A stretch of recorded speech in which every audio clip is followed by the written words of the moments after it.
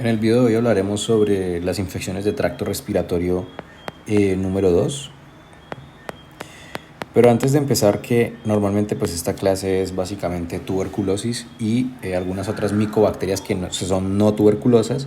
Antes de iniciar, en el video anterior les había dicho de que hay otras bacterias que hacen parte de, digamos, que pueden causar otros tipos de neumonías, como es la típica, y pues son bacterias que también están dentro de ese grupo de infecciones de tracto respiratorio. Entonces vamos a abordar primero esas bacterias, que es bastante rápido, luego abordaríamos lo que son Mycobacteria tuberculosis, para luego pasar con las con las micobacterias no tuberculosas. Entonces iniciamos con lo que sería la Bordetella pertussi, que pues para recordarle de nuevo lo que es el gram negativo, tenemos los diplococos, los cocobacilos y los bacilos. Y recordar que lo que es especialmente la Bordetella pertussis, pues la tenemos acá en lo que sería los cocos bacilos. Tenemos el coco bacilo y acá tenemos lo que sería el Haemophilus influenzae, que ya vimos que producía la epiglotitis, neumonía y lo que es una meningitis. Y pues lo que es la Bordetella pertussis. Entonces la Bordetella pertussis es un coco bacilo. Y lo importante de la Bordetella pertussis es básicamente comprender de que es un coco bacilo gram negativo. Hay especies como la Parva pertussis, o lo que sería esta de acá, que no la voy a pronunciar porque tengo un poquito de dislexia. Y pues nada, básicamente importante comprender de que la Bordetella pertussis principalmente provoca lo que es la tosferina y lo que sería la pertussis como tal, que se conoce, una tosferina convulsa o pertussis. Entonces, ¿cómo funciona básicamente la patogenia? Es bastante sencilla, principalmente mediada por lo que son la hemaglutinina filamentosa, que permite adherirse a lo que es el epitelio respiratorio, y mediante la toxina pertussis, por eso el nombre de Bordetella pertussis, pues provoca lo que es la fijación como tal, parálisis de cilios y por ende genera lo que es una proliferación bacteriana satisfactoria. Entonces inicia lo que es la bacteria entrando en el tracto respiratorio, llega a las células epiteliales que tienen los cilios y mediante la toxina pertussis pues agarra lo que es la parálisis como tal y genera lo que es una proliferación bastante buena. Tenemos lo que sería la toxina dermonecrónica y la citotoxina traqueal, que básicamente, pues como su nombre lo dice, dermonecrónica hace referencia a que hace lesiones necróticas y que permite lo que es una inhibición celular como tal.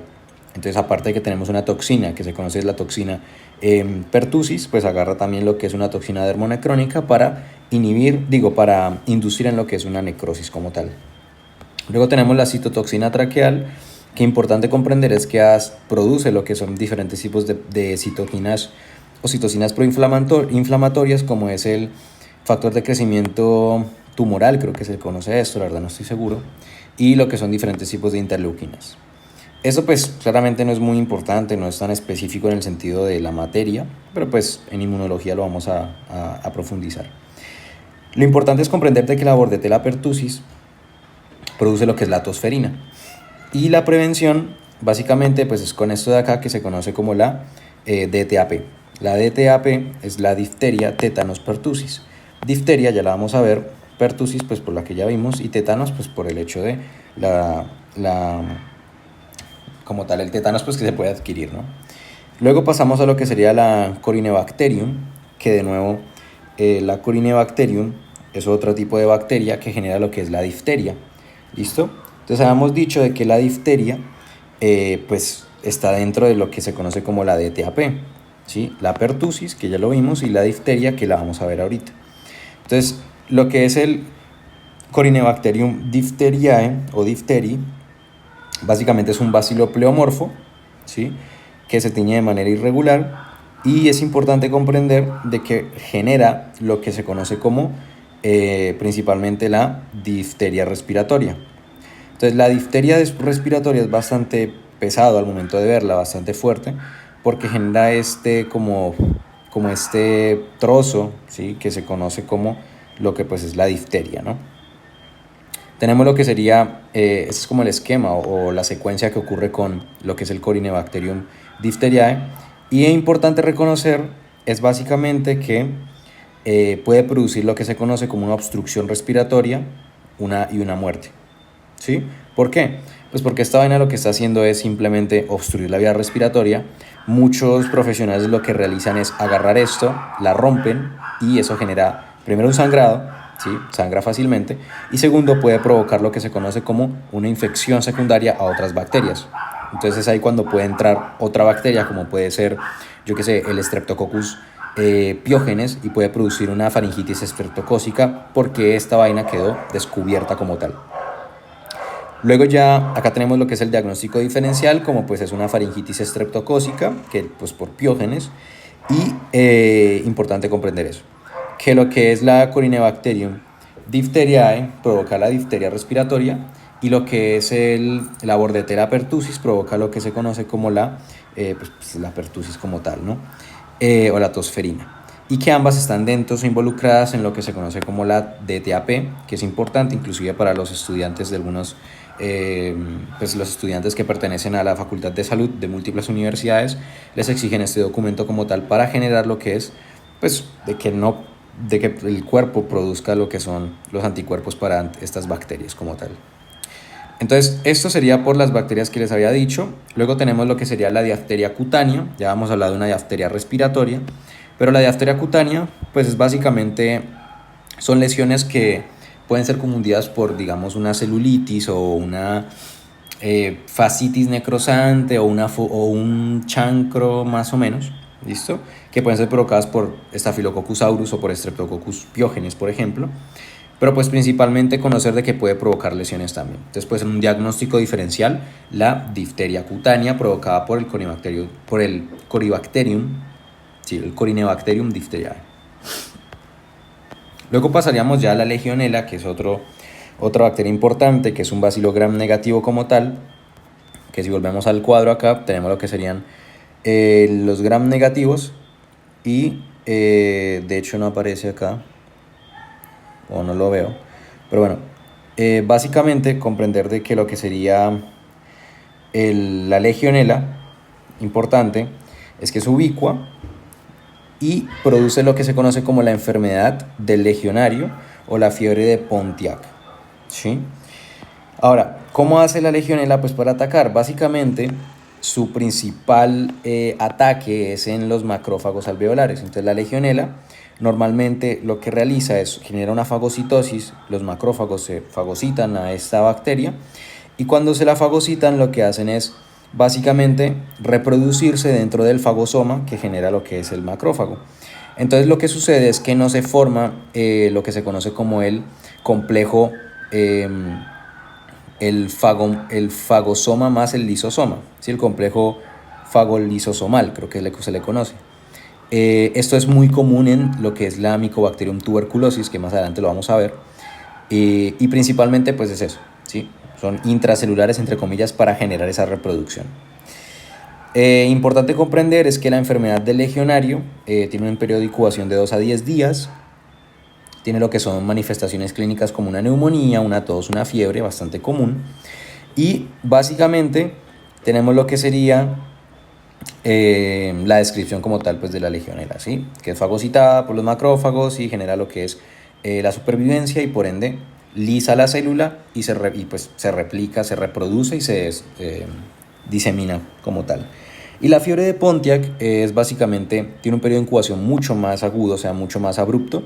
Tiene una fiebre, mialgia, sí, no tiene neumonía. Y el aislamiento del microorganismo pues nunca va a ser posible como tal. Entonces es importante comprender que la diferencia entre la enfermedad del legionario y lo que es la fiebre de Pontiac que produce la legionela tiene como tal, la diferencia principal es que la enfermedad del legionario produce lo que es una neumonía como tal, ¿sí?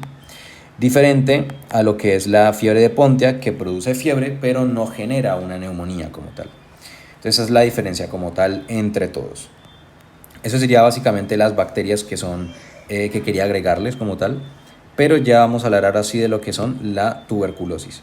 Entonces, para hablar de las infecciones del tracto respiratorio, número 2, que básicamente son micobacterias, comprender de que las micobacterias se conocen como gram positivas a pesar de que no tienen como tal una pared digamos definida, porque pues son micobacterias, porque son ácidos resistentes, porque no tienen una tinción como tal, no adquieren una tinción, pero son, en los libros los describen, especialmente Murray, como una gram positiva débil, ¿sí? Entonces, de manera indirecta es una gram positiva, por eso se introduce acá el término Mycobacterium dentro de las tres que ya conocíamos, que eran las bacilos, los cocos y las filamentosas.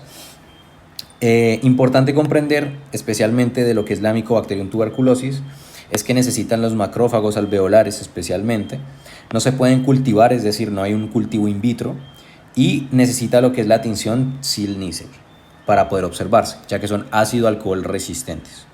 Entonces acá tenemos lo que es, si le hacemos un zoom a esto que estamos viendo acá, vamos a observar lo que sería esto de acá. Entonces lo que estamos viendo en este punto, que es básicamente la división de las micobacterias, son ácido-alcohol resistentes y tenemos una diferenciación entre micotuberculosis o Mycobacterium tuberculosis y Mycobacterium leprae. ¿Listo? Ahora tenemos una división también que son las micobacterias no tuberculosas, que se conocen como MNT, micobacterias no tuberculosas, o en inglés que es como la NMT, non-tuberculous mycobacterium. ¿Listo? NTM, perdón. Entonces vamos a adentrarnos principalmente en lo que es la Mycobacterium tuberculosis, luego hablaríamos de lo que es la lepra y por último están abajo, creo, en la cocina. Y por último tendríamos lo que es pues las no tuberculosas, ¿no? Vamos a adentrarnos en lo que sería inicialmente la tuberculosis, en el caso de pues, Mycobacterium tuberculosis. La lepra no la vamos a abordar en este capítulo. Y por último finalizaremos con el Avium intercelulares, el Kansai y el Marinum, pero pues no tanto, ¿sí? Entonces iniciamos con lo que es la Mycobacterium tuberculosis y en general lo que es la estructura de las micobacterias, que son aerobios, no generan esporas, ¿listo? Tienen una pared celular rica en lípidos, porque recordemos que todas las micobacterias que son ácido-alcohol resistentes es porque tienen ácidos micólicos que permiten lo que es como esa repeler, tienen una capa gruesa que repelen toda esa tinción gram positiva, bueno, toda esa tinción de gram, ¿sí? Y por ende no se coloran, porque tienen muchos ácidos micólicos. Entonces acá tenemos lo que sería la estructura. Sí, tenemos diferentes tipos de peptidoglicanos, arabinogalactán, la membrana plasmática, y acá tenemos lo que son los ácidos micólicos, que es lo más importante porque todo este trozo pues genera lo que es esa cobertura como tal de la bacteria. Tenemos lo que se conoce como la PPD, que de hecho es una prueba que nos sacan para las personas que son que hacen parte del grupo de la Facultad de Salud para poder rotar en diferentes hospitales, que es básicamente una proteína purificada derivada, ¿sí? O derivación proteica purificada, que es básicamente extraída de lo que sería pues todo lo que es la superficie de la bacteria como tal, ¿sí? Tenemos acá los diferentes tipos de Mycobacterium, como son las Mycobacterium tuberculosis, que es la más importante. Luego tenemos la lepra, la Kansai, la Avium y la Fortuitum. ¿Listo? Entonces principalmente vamos a hablar de la tuberculosis, Mycobacterium tuberculosis, que básicamente tiene un reservorio en los pulmones, tienen una forma o tienen algo que se llama como el complejo de nudo, si mal no recuerdo, o de... sí, no recuerdo cómo se llama muy bien, pero es básicamente como este enrollamiento, superenrollamiento que genera la bacteria para evitar tener lo que es una superficie que les permita a los diferentes tipos de sistema inmune atacarla. Porque no es lo mismo yo tener una bacteria así a tener una bacteria envuelta o muchas bacterias envueltas, pues porque tengo más posibilidad de atacarlos de diferentes partes que en este punto. Entonces es importante conocer eso. Son intracelulares claramente.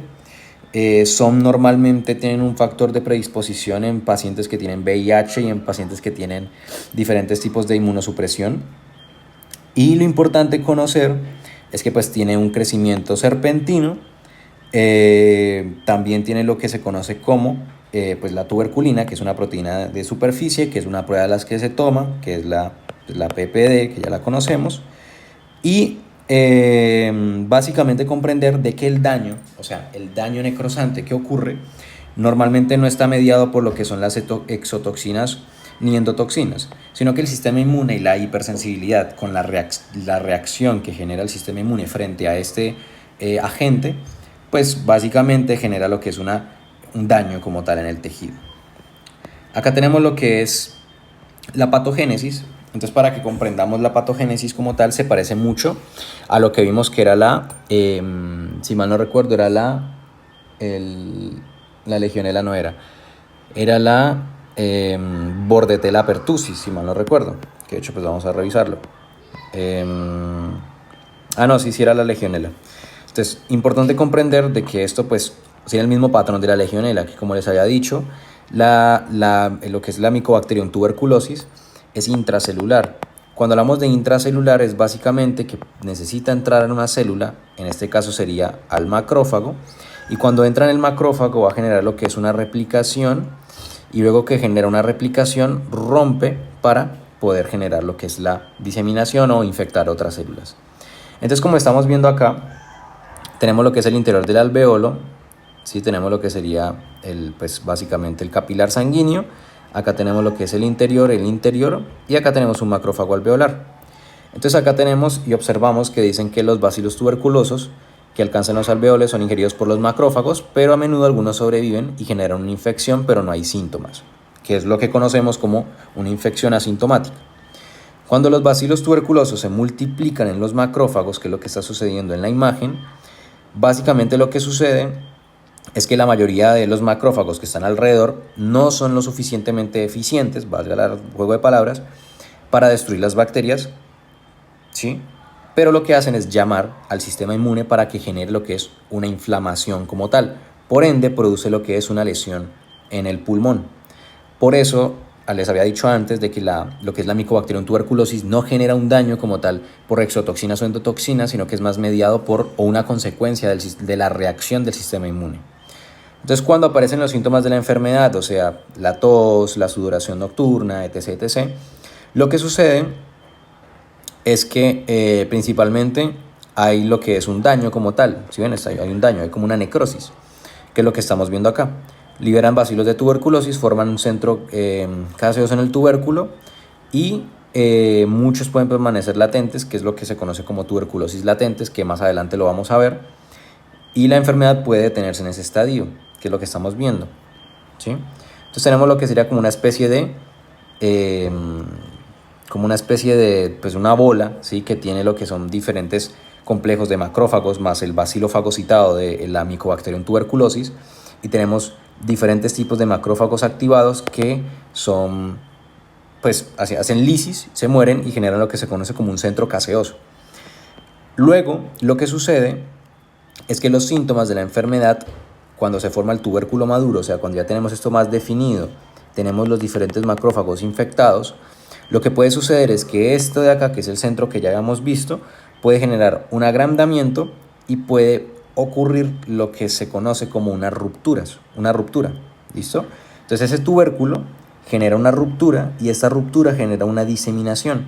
Entonces el alveolo que inicialmente estaba acá, lo que sucede es que se rompe, y como se rompió el alveolo, lo que va a suceder es que todos esos bacilos de tuberculosis van a diseminarse e infectar otras zonas, ¿sí? E inclusive pues se puede llamar lo que es una tuberculosis respiratoria o puede generar una tuberculosis diseminada. Entonces esa es como la patogenia como tal, y todo radica en el complejo fagosoma-lisosoma que no se da de manera correcta. Entonces la infección, que es lo que estamos viendo en este punto, ocurre principalmente pues por lo que habíamos dicho. Tenemos una transmisión que tiene que ser bastante constante y muy cerca, porque son muy pequeñas las gotículas por las cuales se tiene que pasar esta bacteria. Y como ya hemos visto, se forma lo que es en el alveolo, la replicación, el macrófago no es capaz de destrozarlo, entonces se rompe, genera una necrosis, pero tenemos un tubérculo contenido, ¿sí? Entonces tenemos una tuberculosis primaria, que nos infectamos con tuberculosis de primerazo. Luego esto genera lo que es una tuberculosis latente. Cuando hablamos de tuberculosis latente, es que nosotros podemos, 1, adquirir la tuberculosis, que es la primaria, Luego, que nuestro sistema inmune sea capaz y competente para contrarrestar esa carga bacteriana, entonces lo que sucede ahora es que la tuberculosis puede ser latente.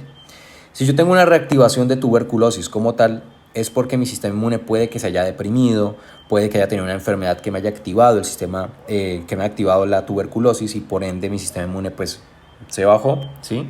O no necesariamente enfermedades, pueden ser unos estrés de académico, estrés emocional o de estilo de vida y por ende pues ocurre lo que es una reactivación como tal. Importante conocer también de que si los pacientes que tienen lo que son VIH o SIDA, la probabilidad de desarrollar de que la tuberculosis recurrente, digo latente, se convierta en una tuberculosis reactiva o que se vuelva a reactivar es mucho más alta de una persona que no, porque recordemos que los pacientes con el virus de VIH pues tienen un sistema inmune bastante comprometido. Acá tenemos lo que sería la diferencia entre una infección versus la enfermedad. Cuando hablamos de una tuberculosis latente, o sea que tuvimos la primaria, como la estamos viendo acá, tuvimos una infección primaria, pero nuestro sistema inmune tuvo la resolución de la enfermedad y luego se convierte en una tuberculosis latente. Cuando hablamos de la tuberculosis latente se describe que no está viva, que la tuberculosis está viva pero no crece en el cuerpo, como ya vimos en el esquema, y que no causa síntomas, ¿listo? No causa síntomas ni genera lo que son afecciones a la persona. No se puede contagiar, o sea que no es contagiosa, y de que puede y tiene el potencial de convertirse en una enfermedad tuberculosa. Como ya vimos acá, puede ser lo que es, puede mantenerse y puede quedar de manera resolutiva, o sea, puede quedar en este punto o puede que se disemine por la ruptura como tal de ese tubérculo. Como ya vimos también, puede ser primaria, se generará la resolución, puede estar de manera latente y por X o Y razón puede reactivarse. Cuando está latente no se puede infectar, pero si estamos hablando de una enfermedad como tal, una tuberculosis activa, sí se puede infectar como tal. Entonces tenemos lo que sería la enfermedad tuberculosa, que a diferencia está activa y sí crece en el cuerpo, hay síntomas y se puede propagar como tal. ¿Listo? Entonces acá tenemos lo que serían también lo que les había dicho, una tuberculosis pulmonar o extrapulmonar que puede ser diseminada, es decir, linfática, pleural, genitourinaria, etc. Ya para finalizar tenemos lo que es la clínica y el diagnóstico, que la clínica pues principalmente tenemos lo que sería una hemoptisis, una fiebre y una sudoración a nivel nocturno y tos. Entonces básicamente el cuadro típico es malestar general, adelgazamiento, tos y sudoración nocturna. Cuando hablamos de tuberculosis, principalmente ese es el cuadro. ¿Listo?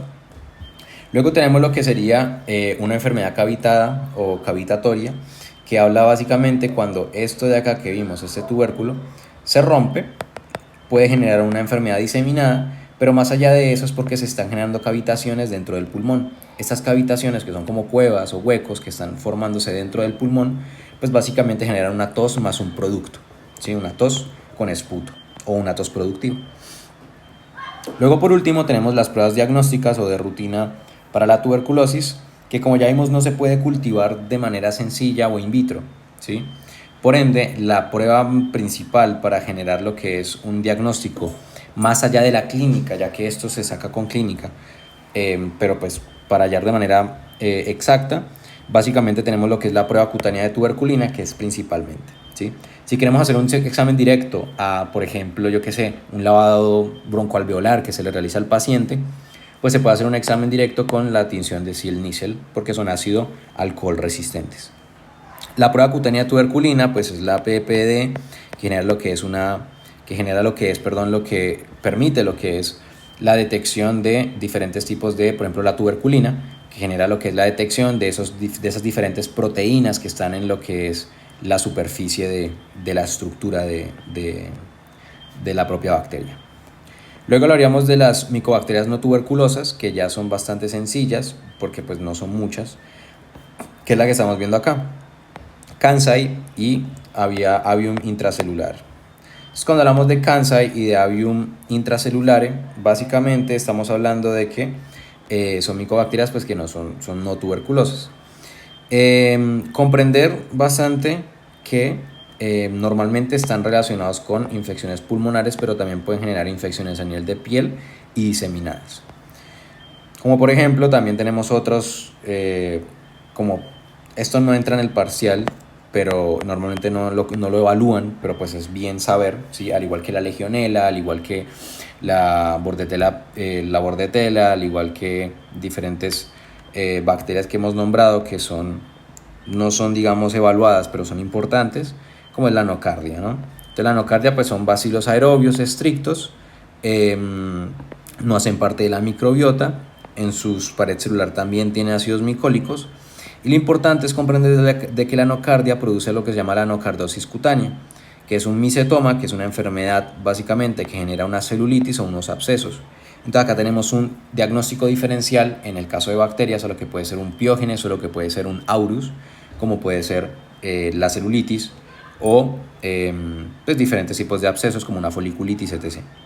Luego tenemos lo que es la enfermedad broncopulmonar, que pues es cuando normalmente afectan a los pacientes inmunodeprimidos o inmunosuprimidos. Y lo importante es que la nocardia pues puede producir esos cuadros como tal. Luego ya tendríamos el actinomyces, que el actinomyces de nuevo pues es un bacilo gram positivo ramificado. Comprender de que lo que es el actinomyces no es un ácido resistente, y sí hacen parte de la microbiota, como versus contrario a lo que hemos visto de lo que es la nocardia. Hay múltiples tipos de actinomyces, pero principalmente comprender de que tenemos afecciones o enfermedades clínicas torácicas, también tenemos pélvicas, geniturinarias, pero pues no son tan relevantes, más allá de la cervicofacial y de la torácica, ¿sí? ¿Por qué? Pues porque cuando tenemos poca higiene en lo que sería a nivel oral, a nivel bucal, pues genera lo que son esas enfermedades clínicas. Pueden ser unas enfermedades agudas, ¿sí? Normalmente se genera una fibrosis con una inflamación, una cicatrización, y puede generar fístulas que se pueden drenar a nivel del ángulo de la mandíbula o a nivel pues de lo que sería parte del ramo inferior de la mandíbula como tal. Ya la torácica pues es por aspiración y lo que genera son abscesos como tal en el pulmón. Entonces pues pueden ser diagnósticos diferenciales para tuberculosis, aunque tuberculosis es bastante característico de lo que es en una radiografía. Pues comprender que la PPD es la prueba de derivada o derivados proteicos purificados, o como quieran decirlo, que salen de lo que es la Mycobacterium tuberculosis, que es la misma prueba de tuberculina.